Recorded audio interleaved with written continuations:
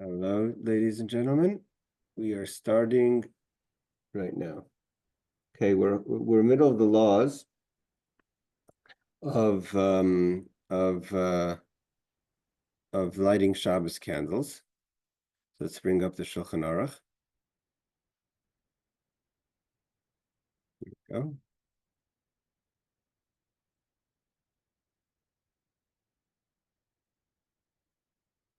Okay, so I believe we are holding.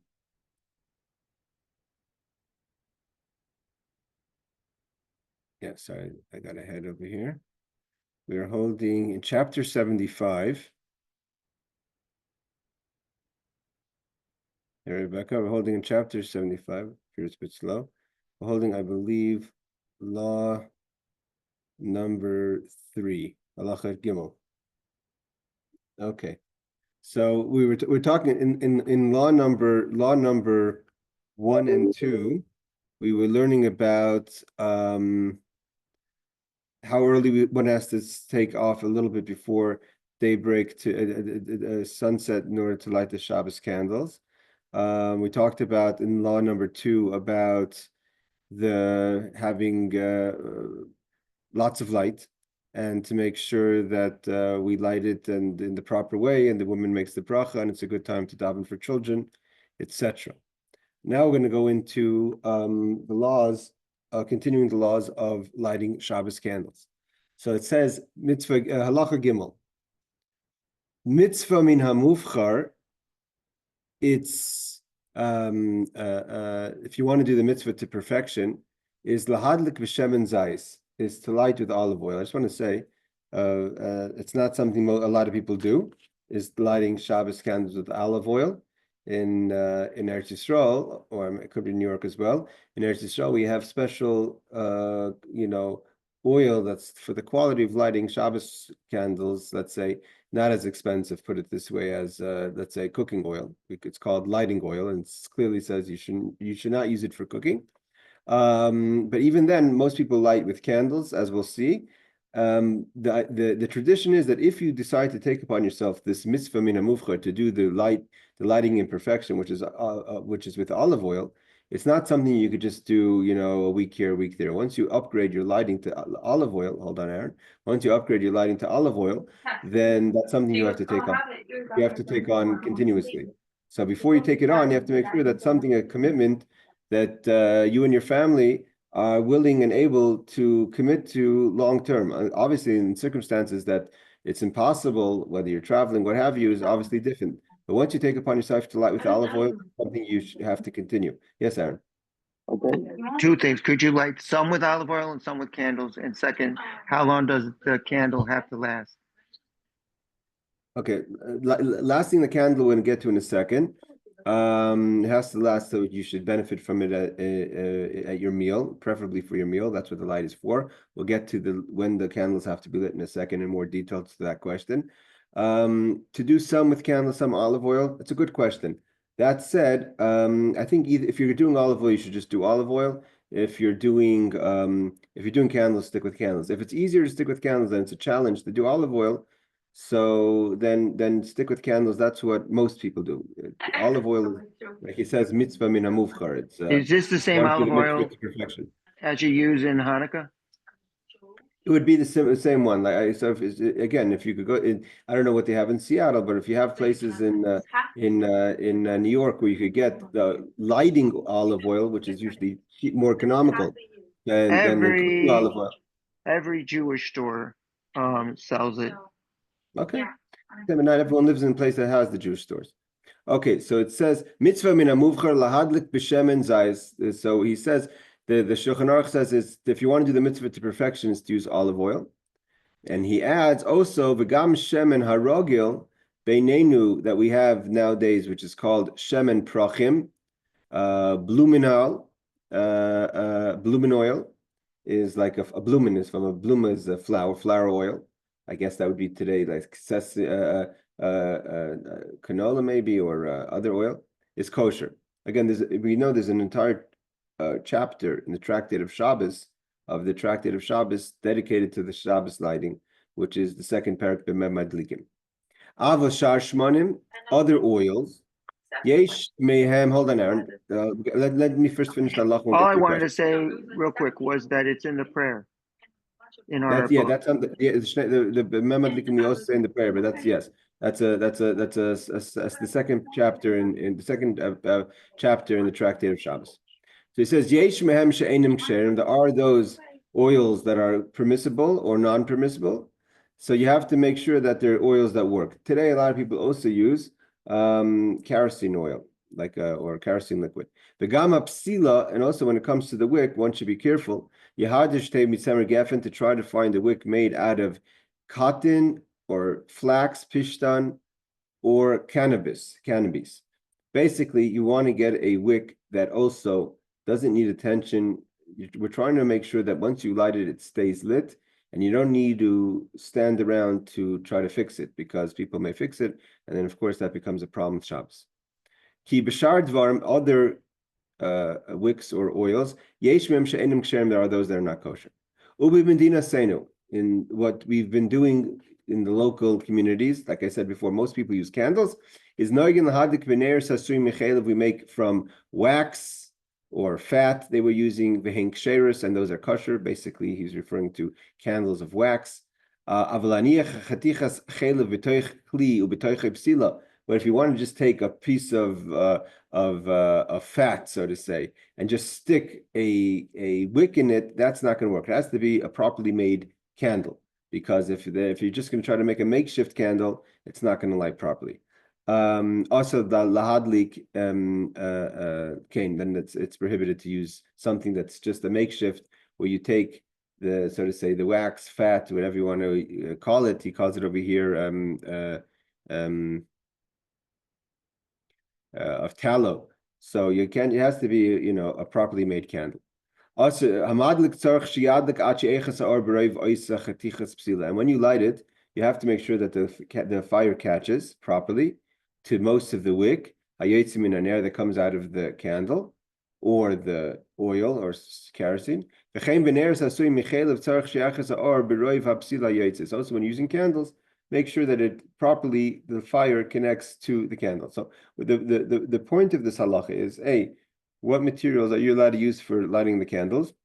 And more important, to make sure that you're not putting together something that's not going to last properly, and therefore either it's not going to have the benefit what we need for the candle to give us light while we're enjoying the Shabbos. The point of the lighting is that we're going to see where the questions come up. For instance, the basic idea is that we should light candles where we eat Friday night, and therefore we're benefiting from the candles in our meal. So, but if you're in a situation where you don't have a meal, or you're not eating at home, or what have you, or you're a Shiva boy and you're eating in someone else's house, all these questions that are going to be addressed. So there has to be a benefit from the candle. So a candle in a room that you're eating in, that itself gives a joy for Shabbos. It's part of Onik Shabbos. Shalom Bayis or Shabbos. If you're not going to be eating, so it should be in a room. We're going to see it's in a room where it's dark, so it's adding to the light. But all the idea is that the candle has to give something. So if you're going to use a candle that doesn't light properly, then it's not just that the mitzvah is not just to light something that goes out in 30 seconds, because doesn't last. Would you use a candle to study by in a book, Jewish text? You have to, that's so simple, because if you're using it to read in a candle on Shabbos, it's brought down. You shouldn't do that, because when you're reading, you need to have better lighting, and the person who has a lamp, right? You're going to kind of direct the lamp so you could see better. So the concern is you may read to the candle and adjust the candle to your liking to help you with the reading, even if you're not going to be conscious about it, because that's something you may use to in a regular time. If you're in a room like we have today, like your room you're sitting in now, that there's plenty of light and the candle is just adding joy, that's something else. But if you're actually in a dark room and you need the light, that's the Gemara clearly talks about that. And there's different scenarios if you're sitting with other people and there's someone watching and someone reminding. But in general, you're not supposed to read to the candles. Oh, because I'm asking, because on Hanukkah you can't use a candle for anything, just the beauty. That's the difference because of the shtamish, but not to use the mitzvah. Here we're talking about that's what we have the shamish. Here we're talking about the concern that it's Shabbos and you may come to adjust the fire. You're not allowed to adjust fire on Shabbos. Hanukkah during the week, that's not a problem. Okay. Although you could also harm the candles. Okay, here we say footnote number 10. He says, this is not referred to a kashrut regard to eating. It's not going to say the question is not when he says kosher. Oh, so that's what he's coming to. It doesn't mean that you could the question of eating the candle or eating the oil. That's not the question, but only regard to lighting. Is it a good a material, whether it's the wick or the oil, to light? Certain oils give off bad odor. That's not good, and therefore it could cause the family to leave the room, which is counterproductive, and eat in the dark, which is counterproductive. So if it's going to be a bad smell and it's going to be a bad gas, all those things we shouldn't use, or if it's not going to light well. Number 11 is about the wicks, the kind of wick you use for, if it's a certain wick that they splatter and you may mistakenly adjust the flame on Shabbos in violation of the prohibition of lighting fire, therefore one should only use candles that have quality wicks. Okay, just a side note, when he says in our country that they used candles made out of tallow, that was the author of the Kitzur Shulchan Aruch. Just for those who are wondering what he means, he lived in the country of what's now Hungary. 13, he says, to use a proper candle, the tallow need not be kosher. The actual material doesn't have to be kosher, but should be made of fat that comes from kosher animals. It means don't use, if they're using fat, they shouldn't make candles out of non-kosher animal fat. Even if the fat itself is not kosher, what would be the scenario, obviously, if it wasn't slaughtered? Number 14, it says, but just sticking a wick in for the purpose of lighting without making a proper candle, that's not allowed. Why? Tallow may be used only in the form of candles where it is drawn well into the wick. It means you make it into proper candle. But you may not use it as you would oil, which you just stick, so to say, the wick in the oil, because in that form it's not drawn well into the wick and therefore it doesn't work properly as a candle. Yes, Aaron. What does a proper kosher candle look like? According to the Torah, what does a proper a kosher proper candle candle look means a factory-made candle, or if you're going to do it, or if you can properly put it, melt the wax. But to just when he was talking about was fat, like so, what people will do is you have oil, right? So in oil, you just stick the wick in the oil and it lights properly because it's a liquid. Where this is more of a solid. So if it's not made into a proper candle, it's not made in the way that the wick is going to operate properly with substance. So therefore, it's not going to light properly. That's all. But olive oil, you just stick the wick in, and you have a floater. Because that's a liquid. We're not talking about liquids. We're talking about fat. That's something else. Okay, gotcha. But fat turns into liquids when it's burned. Not the same way. Okay, gotcha. Okay.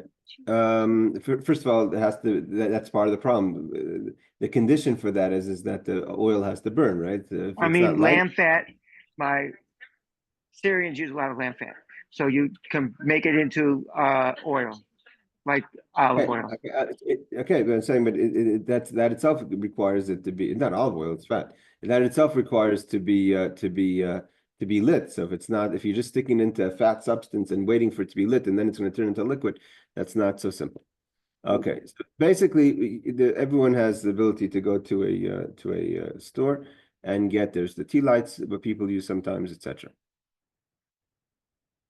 Okay, now he goes into the question that all women know of how we do the blessing on the actual candles. Meaning to say, most mitzvahs we light, first we make a bracha, and then we do the mitzvah. Like we make a bracha on tefillin and put on tefillin. Shabbos candles, first we light, and then we say the bracha. So he addresses that question. Kfar Yedua, it's known. Shekol ha-mitzvahs mevarcham aleim oiver at li'asiyasen. When we make a bracha on a mitzvah, whatever the mitzvah is, we make it what's called oiver li'asiyasen before we do the mitzvah. So you make the blessing and then you do the mitzvah. Avo badlokas haneros, the Shabbos, when it comes to lighting the Shabbos candles. Kevon shebadloka mekabel isha Shabbos alatzma, the lighting itself, the woman takes upon herself, she becomes Shabbos for her. We're going to see that there is a difference even if a man is lighting. The man who goes to shul, Shabbos primarily kicks in, so to say, when they go to shul, when they daven Ma'ariv. But for the woman, it's when she lights the candles. And once she makes the blessing, she's already starting the lighting. That's the beginning of the process. And therefore, if Shabbos is coming in when she says the bracha, then by lighting, she's kind of violating the Shabbos because you're lighting a fire on Shabbos. If she were to bless it first, you can't light. Because when you light, it's already Shabbos, because you said your Shabbos started to come in when you said the bracha. Therefore, the halacha is that the women first light their candles, like we all know, and then they make the bracha. And that's why one of the reasons, I'm sure there's many mystical reasons, but that's one of the halachic reasons of why the women cover their eyes after they light while they're saying the bracha. It's Peireshes Yadea Keneged Paneha. She covers her eyes with her face with her hands, if she can. Shleitir Aneris, not to see the candles, meaning not to take joy yet in the candles, if it's light. Umavareches, then after she lights it, she makes the bracha, umasira sayadayim, and she removes her hands from in front of her face. Then she pays attention to the candles, and she's taking the mitzvah in from the oinig Shabbos, the joy of Shabbos, the joy the candles brings to the room. And then it's as if the bracha came before, because you only start to benefit from the candles after you made the blessing. So you light, cover your eyes, and the women have all the customs of how they make it with their hands. And there's a lot of remez and yisod. And this four Torah is broken up into the pardes. So there's the remez, sod, and drush. But in the pshat, in the simple halachic reason, the reason is not to take in the joy of Shabbos, of the light of candles, before you make the bracha. So the question then obviously comes in: what about Yom Tov? A woman, if the halacha is like that, is for the reason of that you can't light after you make the blessing. And we know that at Yom Tov, you're allowed to light candles. So then we should do it the proper way. We should first make the bracha and then light the candles. So the Shulchan Aruch addresses that question. It says mishum d'lai plug, not to make a difference, because when you have things and you change orders, it confuses people, and then it can end up happening that on Shabbos someone may learn from Yom Tov to Shabbos. It just opens up room for mistakes. So in order mishum d'lai plug, not to make a difference between Yom Tov and Shabbos, noigim kach b'Yom Tov, so too is the custom. He uses the word noyhagos. The custom is not the halacha. Why? Because the halacha would be in the reverse. We do the same thing as that. We light the candles first, then make the blessings, obviously covering your eyes, and then look at the joy of the candles. Ve'ikar haneris shebehen have kabbalas Shabbos. The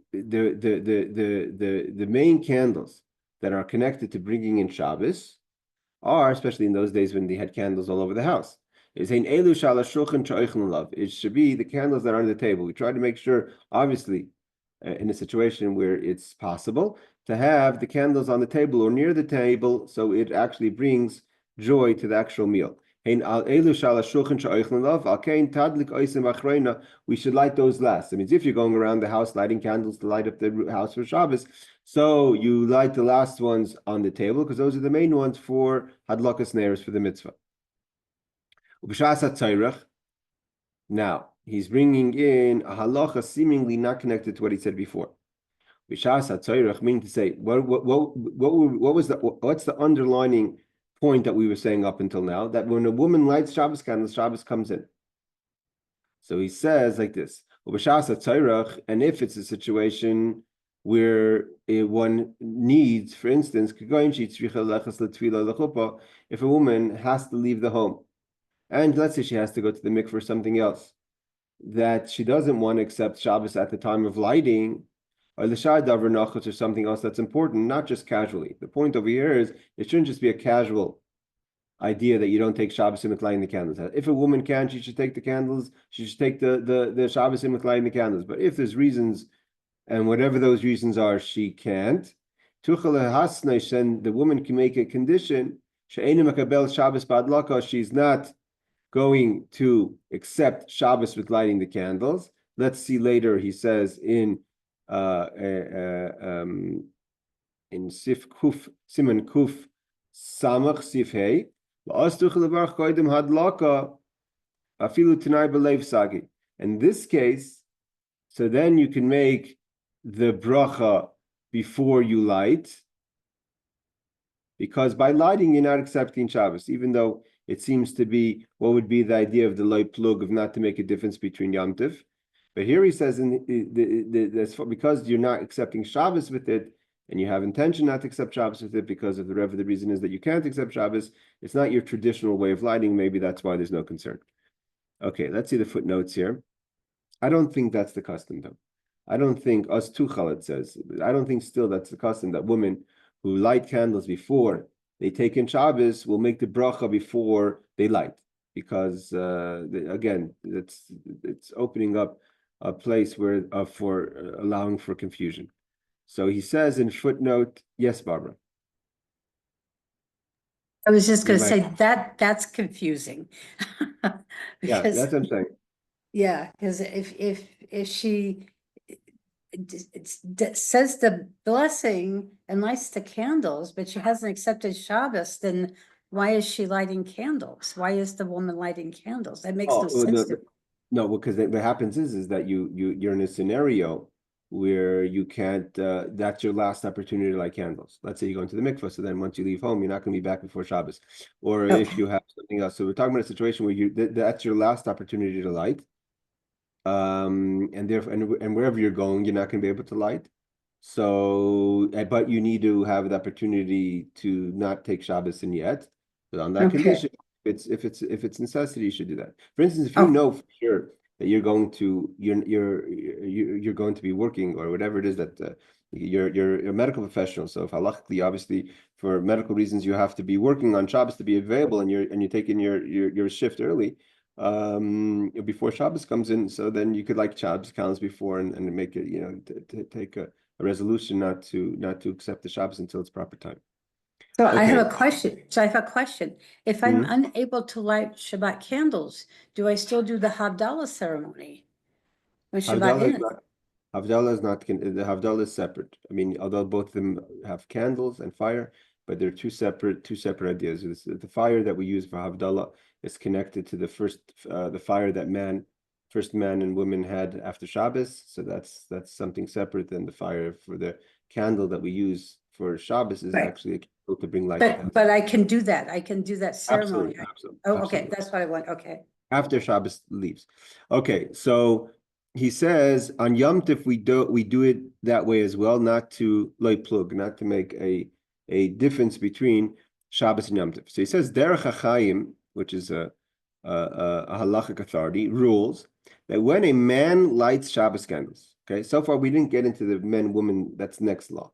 But when a man lights, they're getting ahead of themselves. When a man lights Shabbos candles, he should do it in the same way as a woman, even though he does not welcome the Shabbos at that time. Most men do not accept Shabbos when they light candles. We're going to see that because of the men, the Shabbos comes in when they go to shul.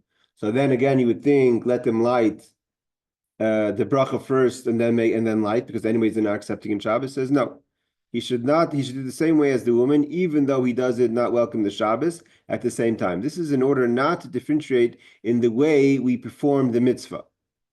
Again, based on that logic, that would apply even if a woman is not taking in Shabbos, because it's under the same issue. Hold on, Aaron. Differentiate the way we taking the mitzvah. Rabbi Kiva Eger, another halachic authority, rules that on Yom Tov the bracha is said before the lighting of the candles. So the Rabbi Kiva Eger disagrees, and he says that one should light the candles before one lights, but one should make the bracha before one lights the candles on the Yom Tov, because Yom Tov there's no prohibition against lighting candles. Yes, Aaron. Again, just want to say, hold on, Aaron. Just want to point out that on Yom Tov we're not allowed to start a fire, meaning to say we're not allowed to light a match or a lighter. It has to be from a pre-existing fire. That's one of the reasons we have the yard site or the 24-hour candle or a 48-hour candle that we use on Yom Tov. So any fire that we use on Yom Tov has to be coming from a pre-existing flame. Sorry, Aaron. Go ahead. Try to talk clear in the mic. Okay. So my question is that how many minutes before Shabbat starts does she light the candle? Can she light in such a way that she takes in Shabbos at the same time as I do at shul, because I may take another 10 minutes to get to shul before we get to that portion where I take in Shabbos. No, no, listen, the Shabbos comes in at a time that it comes in. Means once we have the tradition by most cities is we light 18 minutes before. 18 minutes before Shkia. Shabbos comes in with the Shkia, with the sunset. So 18 minutes before in Jerusalem, it's 38 or 40 minutes, whatever it is, before the actual Shkia comes in. Once Shabbos comes in, there's no condition you can't violate the Shabbos. The My question question is 18 minutes before Shabbos started.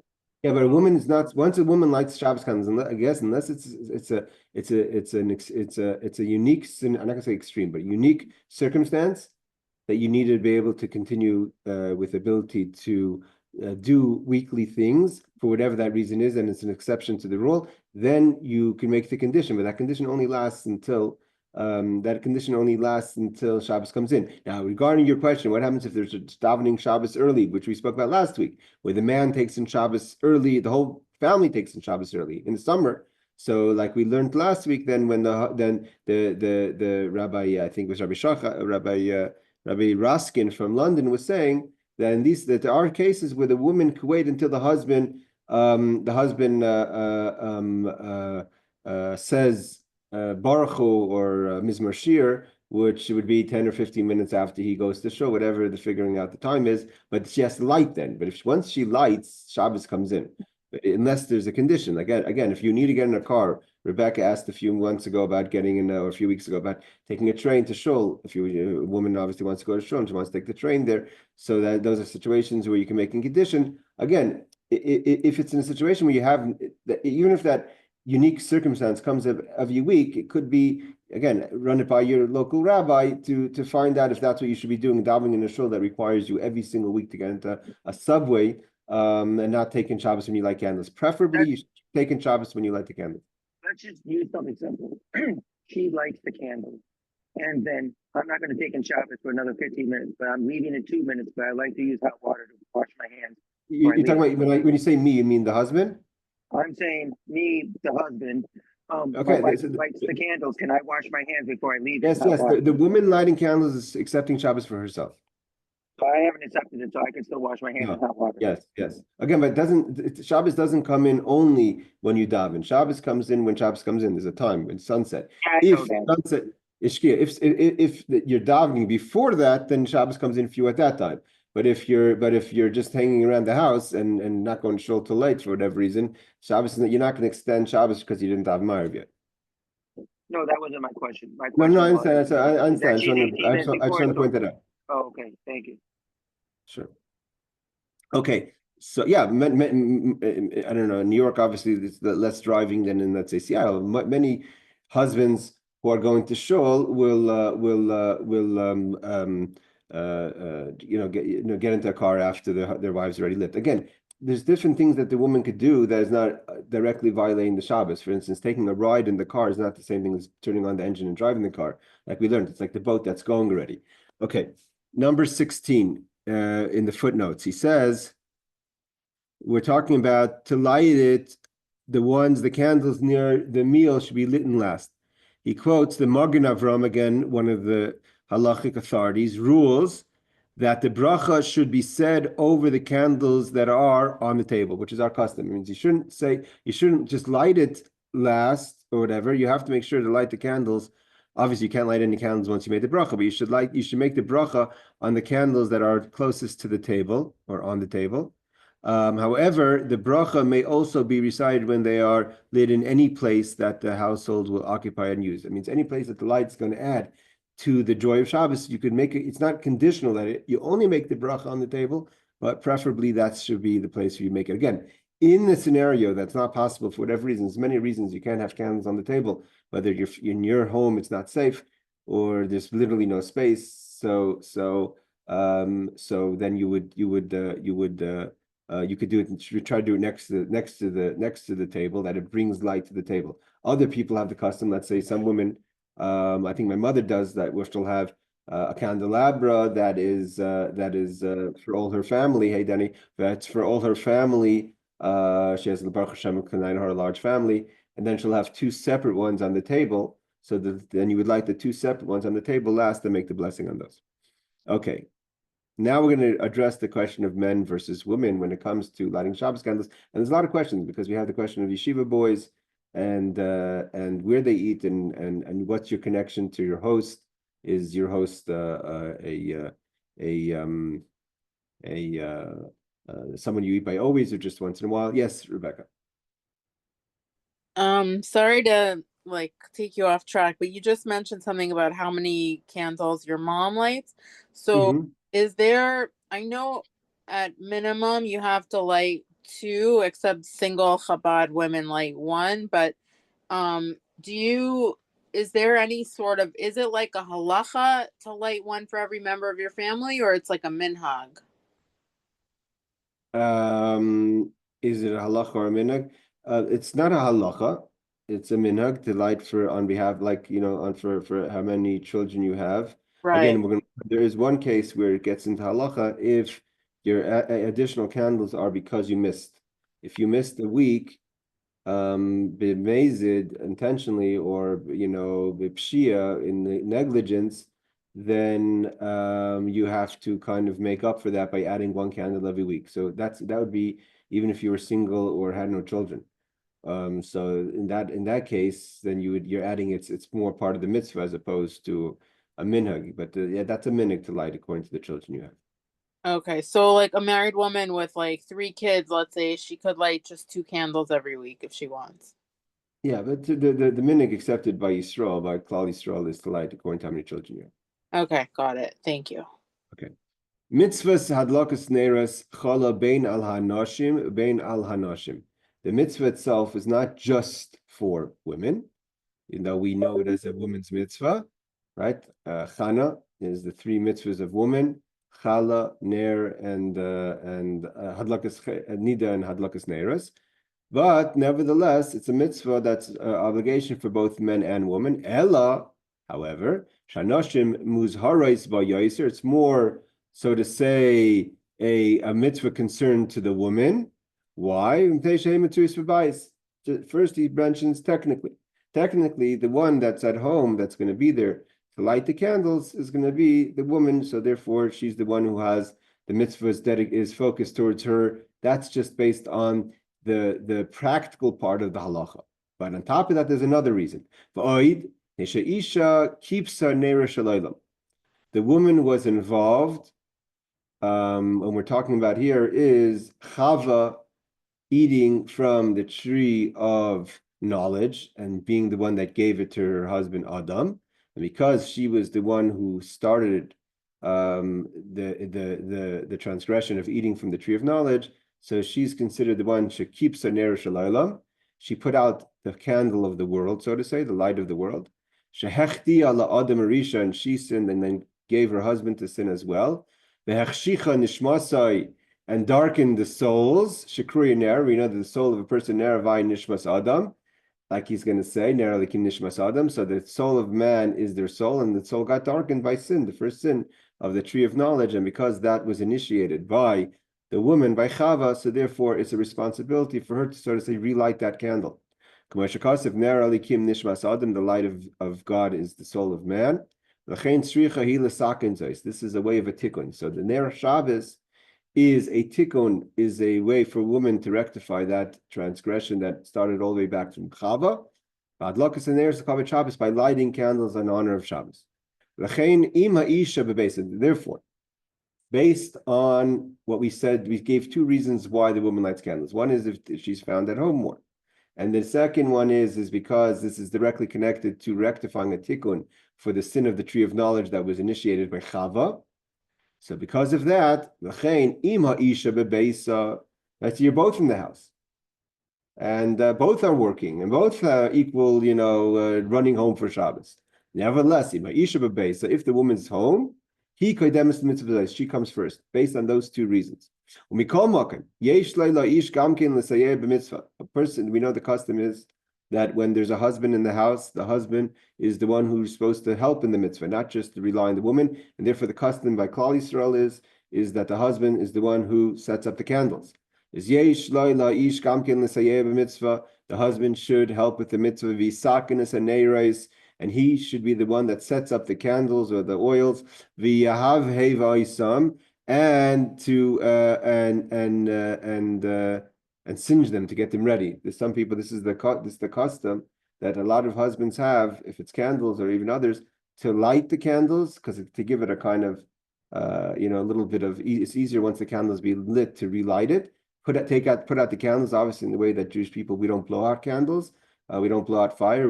We respect the fire that way. So we kind of wave our hands or other ways to put out the flame. And then it makes it easier for the woman to light the candles. I'm just going to say a nice story because tonight is Chav B'Shvat, the yahrzeit of our Rebbitzin, Chaim Musya Schneerson, the Rebbe's wife. And I heard from Rabbi Deitch, he heard, I guess, from someone who was an attendant in the house, that the Rebbe's father had a custom, and the Rebbitzin's father, which was the previous Rebbe, had his own custom.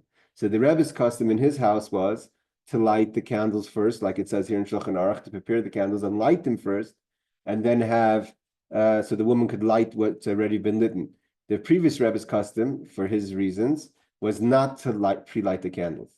So the attendant noticed that out of respect to her husband, if the Rebbe was still home when the Rebbitzin was lighting candles, she would light the candles that her husband prepared. If the Rebbe had left already, for whatever reason, before Shabbos, she would switch the candles that he prepared and put in her own candles so she could light it according to the custom of her father, the previous Lubavitch Rebbe.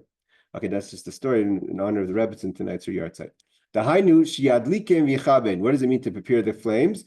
To light the candles and to put them out, which is the custom that the Rebbe was doing, which is preparing the candles. So it makes it much easier to light them once they've been lit first. Isha, now he just brings down another halacha. Isha yoledes b'Shabbos harishon yad kabal v'varach. If a woman's after childbirth, and obviously it's difficult for her to be involved in that detail of lighting the Shabbos candles, the husband should light it. Even in a case where a woman is in the time and month of Nida, nevertheless, she lights the candles only after the first childbirth. She lights it and makes the bracha. Let's just do. I don't know if you have a question. Let's wait till after, if we can, after the footnotes of this halacha. So he says 18 is okay. This is quoting the Arizal says the reason the woman lights the candles is as a tikkun for the Chet Eitz Hadas. Okay, just giving us. Okay, this is the minhag, the source of the minhag of a husband preparing the candles. He says number 20 is from the Arizal. We know the father. We're talking about the Rebbe's father. The Rebbe's father was a Kabbalist as well. So that's the minhag Kabbalah. For whatever reason, the previous Rebbe had another reason not to light the candles. And therefore the Rebbitzin did it. She wanted to do like her father did, unless the Rebbe was there. Okay. Now let's see the reasoning why. After a woman gives birth, her husband should light candles in the first Shabbos. So he says in footnote number 21, why? Because it's difficult for her to get up and do it. Practical, right? The Knesset Hagdola, again, a halachic authority, rules that a candle should be brought to her so that she may light it herself. That means we still prefer the woman to light the candle. So even though we don't want her to have to get out of bed after the first week of childbirth, but we should bring the candle to her, and the husband, who, like we spoke, Aaron has not accepted Shabbos yet, could bring it back to place it where it has to be placed. So that she may light, she may light it herself. The Shilah, I think means the Shalah, rules that her husband should light it for her. So there's different opinions who lights it. The husband or the wife. He quotes the Knesset Hagdolah that even in such a case the woman should light it. Okay.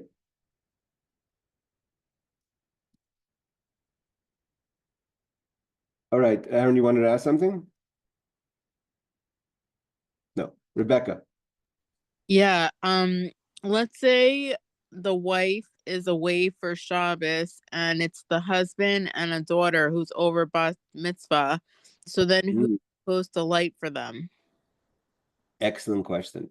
Okay, so first of all, not all Jewish circles have the custom that the woman lights before marriage. But it could also be that the woman is married, the daughter's at home married. But Chabad custom is and a lot of people accepted the Rebbe started that women should start lighting Shabbos candles from the age of 3. That's Chabad custom based on Rivka. Rivka, we know, was 3, according to most commentaries, when she got married, and she lit Shabbos candles before she got married. The Rebbe builds the whole case. Yet Yitzchak only married her after she lit Shabbos candles. From there we see that she lit even though Avram was lighting before. Based on that, the woman should light. And based on the fact that we see that Rivka lit candles even in the house of Avram, when she was just a guest, is obviously that the woman should always light even if she's not the wife. Yes, Aaron. Okay, you said we don't blow out candles, yet a lot of Jews Sorry? blow out. You said we don't blow out candles. Mhm. So a lot of people blow out candles on a birthday cake. Well, Is that we don't do that. We try not to do that. It's not a Jewish custom. We don't blow out candles. You could wave your hand. what's the reason for it? It's connected to the idea of Ner V'Ayin Nishmas Adam. We respect the sanctity of the candle. So by blowing it out in that kind of way, we try to do what's called like a non-regular way of blowing it out. I have to check exactly what's the difference between the hand and the blowing, but it's based on the idea of not putting out a candle. Candle represents life. So my son, for the end of Shabbos, he'll pour grape juice over it, then stick the cup over the candle. So that's okay. That's better than blowing. Yeah, but also in that, we'll get to that when we get to the laws of Havdalah. There's different questions if you pour the wine on top of the candle, you dip the candle into the wine. Okay. Wait, Rabbi, I didn't catch your answer to my question. So were you saying that the husband has more of a chiyuv, or No, even in that case, the daughter should light, or the woman in the house should light. Again, Rivka was not even a daughter; she was a soon-to-be daughter-in-law, and she wasn't even married, and she lit the candles in the house. Okay. The Rebbe, it's a beautiful talk. The Rebbe, Chai Sarah, we'll finish with that. Chai Sarah, we have the story that it says the whole parsha is based on basically that Eliezer is sent to go find a future wife for Yitzchak. He brings home Rivka. The pasuk says that he brought her into his mother's tent. Then he loved her and he married her. So the Rashi right away quotes, what does it mean he brought her into her mother's tent? He wanted to see it. Not all the things that Eliezer said, that miracles and his conditions and God answered, all those things were nice as far as Yitzchak was concerned. He had Kitzur Shulchan, he jumped, that's all nice. Yitzchak wanted to see for himself, and he wanted to see 3 things. And first was he saw the tent, the cloud came down over the tent. There was a blessing in the bread, and she lit Shabbos candles, which means to say she lit Shabbos candles before he married her, which means that A, that she lit Shabbos candles before she was married. B, she was 3. That's what the Rebbe says we light from 3 years old. And C, that it was the most important for her to light, even though Avram was there, because we have to assume from when Sarah passed away until they got married, Yitzchak got married, Avram and Yitzchak were lighting in their home, in their tents. But once Rivka came, she was the one who lit the candle. So there we see clearly that the girl in the house would light it, even in the case where she's not the wife. Okay, thank you. All right, any other questions? Okay, I think we'll end here, and thank you all for joining. A good Shabbos and a good Chodesh, and we're talking about light. We should have a lightful day with unfortunately, all the negativity that's going to be coming today. We should have a day of Or and light, and La'ihudim Hoysa Oira, which is the month of Adar. Take care, everyone. Rabbi, Baruch Hashem. Thank you. Laila Tov.